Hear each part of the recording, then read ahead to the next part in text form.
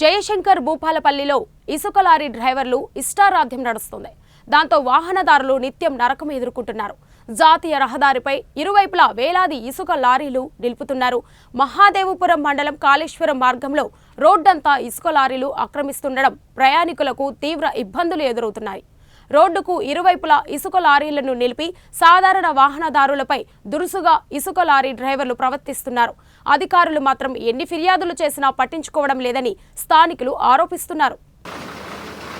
మండల కేంద్రంలోని ప్రధానంగా పలుగుల మద్దులపల్లి పరిసర ప్రాంతాల్లో జరుగుతున్న కోరిల వలన ఇరు పక్కల లారీలు జామ్ అయి సామాన్య మానవులకు ఇబ్బందికరమైన పరిస్థితులు ఏర్పడ్డాయి.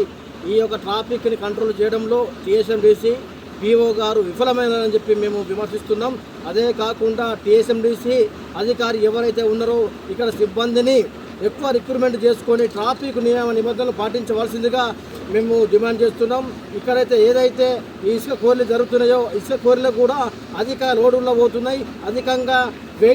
అధికంగా ఏదైతే పరిమితికి మించి కూడా ఈ యొక్క అధికారులు దీన్ని లోడించుకోబోతున్నారు. దీన్ని తక్షణమే అధికారులు స్పందించి దీని మీద ప్రత్యేకంగా దృష్టి సారించి ప్రత్యేక చర్య తీసుకోవాలి.